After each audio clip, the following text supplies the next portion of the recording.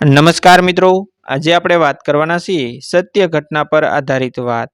આજથી 35 વર્ષ પહેલા અમદાવાદમાં આટલી બધી કોઓપરેટર હોસ્પિટલો નહોતી. છતાં પણ બાળકોને દાખલ કરવાની વાત આવે ત્યારે મા બાપ પ્રાઇવેટ નર્સિંગ હોમ વધારે પસંદ કરતા. એક જ ડૉક્ટરની અંગત સારવાર હેઠળ બાળકની ટ્રીટમેન્ટ થાય તો સારું તેવી વિચારધારા હતી. પછી પોસાતું હોય કે ના પોસાતું હોય તો પણ ગમે તેમ કરીને પણ પ્રાઇવેટ નર્સિંગ હોમનો આગ્રહ રહેતો. અરવિંદભાઈ અને ડૉક્ટર રમેશ ભટ્ટ અંગત મિત્ર. તેમના લગ્ન રમાબેન સાથે થયા પછી 2 વર્ષ બાબો અશોક અને 4 વર્ષે બેબી કોમલ આવી. બંને બાળકોને ડૉક્ટર ભટ્ટ સાથે અંગત સંબંધો હોવાથી શરૂઆતથી જ તેમને બતાવતા. સાથે અરવિંદભાઈનો વેપાર સારો હતો. ઘરનું ઘર અને ગાડી, સંપન્ન પરિવાર હતો. પૈસાની કમી ન હતી, પણ બંનેનો સ્વભાવ શીકણો ખરો. દરેક વખતે પૈસા ઓછા કરાવીને પોતે કરકસર કરે છે તેઓ માનસિક આનંદ માણતા. જુલાઈ માસ એટલે ચોમાસું અને વરસાદી ભેજવાળું વાતાવરણ. આવા સમયે બાળકોમાં શેપ લાગવાનો ભય વધારે હોય છે. બપોરે ડૉક્ટર ભટ્ટનું કન્સલ્ટિંગ પૂરું થવામાં હતું અને અરવિંદભાઈ અને રમાબહેનને દોડતા પોતાની 2 વર્ષની કોમલને લઈ આવ્યા ત્યારે તેને આંચકા ચાલુ હતા. 2 જ દિવસનો તાવ અને કાનમાંથી પરુ નીકળવા સિવાય બીજી તકલીફ ન હતી. પણ અત્યારે આંચકા હોવાથી કોમલની આંખો ઉપર ચડી ગઈ હતી. મોંમાંથી ફીણ નીકળી રહ્યા હતા. તત્કાલ તેની નસમાં આંચકા બંધ કરવાના ઇન્જેક્શન આપીને દાખલ કરવી પડી. અરવિંદભાઈ ગભરાયેલા હતા. સ્પેશિયલ રૂમ રાખીને સારવાર ચાલુ કરાવી. કોમલની તપાસ દરમિયાન મગજના પાણીની તપાસમાં તેને મગજનો પરુજનક સોજો નિદાન આવ્યું. એ જમાનામાં આ પિયોજેનિક મેન્જાઇટિસ એક ગંભીર બીમારી ગણાતી. લાંબી સારવાર બાદ પણ બાળક બચી જાય તો પણ કોઈ અંગમાં ખામી રહી જવાની સંભાવના રહેતી. ડૉક્ટર ભટ્ટે બંને મા બાપને બોલાવી નિદાનથી વાકેફ કર્યા અને સારામાં સારી સારવાર ચાલુ કરવાની બાંહેધરી આપી. છતાં પણ રોગની ગંભીરતા અને મટી જાય તો પણ કંઈક ખામી રહી શકે છે તેની સ્પષ્ટતા કરી. જોકે અરવિંદભાઈ જેવા સુખી માણસને ખર્ચનો વાંધો નહીં આવે તેમ જાણતો હોવા છતાં મોંઘા ઇન્જેક્શનો અને તપાસની પણ જાણ કરી. 3 દિવસો પસાર થયા પણ રોગ મશક આવતો ન હતો. કોમલ હજુ ભાનમાં આવતી નહોતી. તેને નાકમાં ટોટી દ્વારા જ પ્રવાહી ખોરાક અને બાટલાની સારવાર ચાલુ હતી.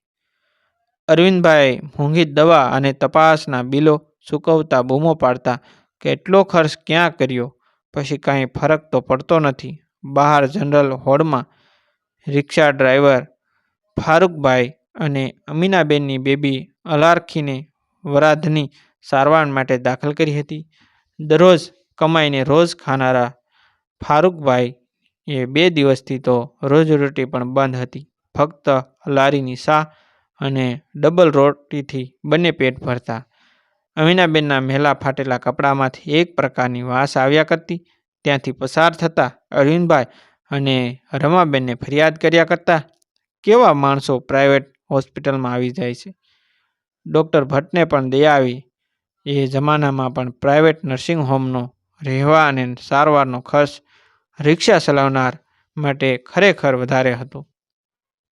ડૉક્ટર ભટ્ટે ફારૂકભાઈ અને અમીનાબેનને કેબિનમાં બોલાવી સમજાવ્યા. તમારી બેબી અલરખીને હવે તો પ્રમાણમાં સારું છે.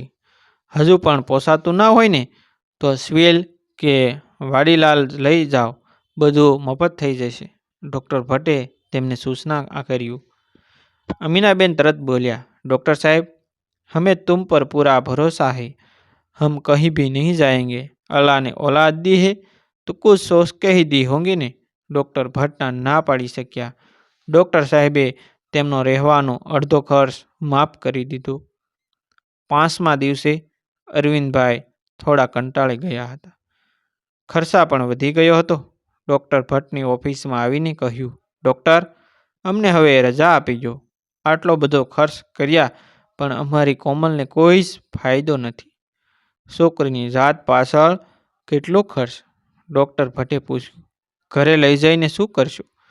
તો તે બોલ્યા, જે થવાનું હશે તે થાશે. બસી જાય તો પણ કાંઈ ખામી રહી જાય તો અમારે તો છોકરી માથે જ પડે ને. પરંતુ ડૉક્ટર ભટ્ટે હજુ ધીરજ ધરવાની હૈયાધારણા આપી.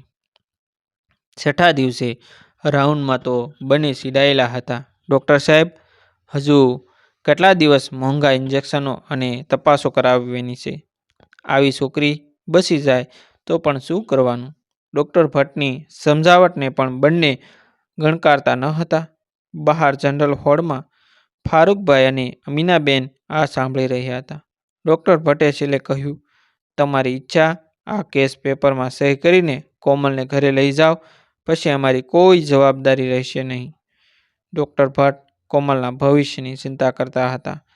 ત્યાં ધીમા પગલે અમીનાબેન ઓફિસમાં આવ્યા અને બોલ્યા, એક વિનંતી કરીને આવીશું હું. डॉक्टर भट्टे पूछू, क्या है? डॉक्टर, ऐसे तो हम छोटे लोग हैं, पर उस लड़की के एक दिन की दवा और सारवार के कितने होंगे?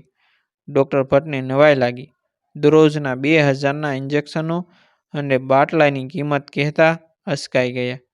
अमीनाबेन बोलिया, हम लोग इसके पैसे देंगे. लड़की है तो क्या हुआ? इंसानी जिंदगी ने बढ़कर और क्या है? डॉक्टर भट्ट તેમને બંનેને જોઈ રહ્યા. મનોમન બંનેને સેલ્યુટ કરી વિચાર્યું, જેમને પોતાને જ ખાવા પીવાના સાંસા હતા તે બીજાની છોકરી માટે કેટલો ત્યાગ કરી રહ્યા છે. डॉक्टरे કહ્યું, ये कैसे हो सकता है? उन लोगों को मालूम पड़ेगा तो? अमीनाबेन बोलिया, डॉक्टर, उसको हमारा कुछ न बताना. उनको बोलना कि यह सब मदद अल्लाह के औलिया ने की है. હવે ડૉક્ટરને ના પાડવાનો અવકાશ જ ન રહ્યો. તે જમાનાના 2000 રૂપિયાના ઇન્જેક્શનો અને બાટલાના પ્રતાપે કોમલે 7 દિવસે આંખો ખોલી. મોંએથી ખોરાક લેવા મળી. તેના સદનસીબે કોઈ જ અંગમાં ખામી ન રહી. સંપૂર્ણ સાજીસમી થઈને 3 દિવસ પછી રજા લઈને ઘેરે ગઈ. તેના 1 દિવસ પહેલાં જ અલાર્ખીને સારું થઈ ગયું હોવાથી ફારૂકભાઈ અને અમીનાબેન પણ 5 દિવસ બતાવવાનું કહી રજા લઈ ગયા. અરવિંદભાઈ અને રમાબેનને હજુ ખબર પડી ન હતી કે છેલ્લા 2 દિવસ આટલી મોંઘી સારવારના રૂપિયા કોણે મોકલ્યા હતા. 5 દિવસ પછી અલાર્ખીને લઈને બંને ફરી બતાવવા આવ્યા ત્યારે અમીનાબેનના ગળામાં સોનાની ચેન દેખાતી ન હતી. ડૉક્ટરે પૂછ્યું, सोने की चैन कहाँ गिरा दी? अमीनाबेन धीमा आवाज़े बोलिया, डॉक्टर साहब, सोने की चैन तो कभी भी वापस आ जाएगी, लेकिन एक लड़की की जिंदगी वापस कैसे आएगी? डॉक्टर ने खरेखर ઊભા થઈને આ ગરીબ પણ મનથી ધનવાન દંપતીને સેલ્યુટ કરવાનું મન થયું. શાળામાં ભણતી વખતે શીખેલી કવિતા પ્રેમશંકર ભટ્ટની કવિતા યાદ આવી. તું નાનો હું મોટો, એ ખ્યાલ બધાને ખોટો. ખારા જળનો દરિયો ભર્યો, મીઠા જળનો લોટો. તરસ્યાને તો દરિયાથી પણ લોટો લાગે. મોટો આજે તો કોમલ ભણી ગણીને પરણીને સાસરે જતી રહી છે. ડૉક્ટરને જ્યારે તે મળવા આવે ત્યારે ફારૂકભાઈ અને અમીનાબેન યાદ આવ્યા વગર રહેતા નથી. આજે તેને ખબર પડે કે ફક્ત 2 દિવસની સારવારના ખર્ચથી બસવા તેના મા બાપ તેની જિંદગી સાથે ખેલી રહ્યા હતા તો કેવું લાગે? એ વિચાર આવતા ઘર ધ્રુજી છૂટે છે. માણસ ગમે તેટલો ધનવાન હોય પણ મનથી ધનવાન ન હોય તો શું કામનું? ઓળખ છુપાવવા નામ બદલેલ છે. મિત્રો, તમને જો આ વિડીયો પસંદ આવ્યો હોય તો વિડીયોને લાઈક કરજો અને તમારા અન્ય સગા સંબંધી મિત્રો સાથે અમારા આ વિડીયોને શેર કરવાનું ભૂલતા નહીં. અને આવા જ નવા જીવન ઉપયોગી જીવનમાં કંઈક નવું કરવાની પ્રેરણા મળે, શીખવા મળે, જાણવા મળે, સમજવા મળે તેવા વિડીયો જોવા માટે અમારી ચેનલ સાથે બન્યા રહેજો. અમારી ચેનલને તમે હજી સુધી સબસ્ક્રાઈબ ન કરી હોય તો એક સબસ્ક્રાઈબ કરી દેજો. થેન્ક યુ મિત્રો. મળશું એક નવા વિડીયો સાથે, એક નવી સ્ટોરી સાથે. ત્યાં સુધી આપ સૌનો આભાર.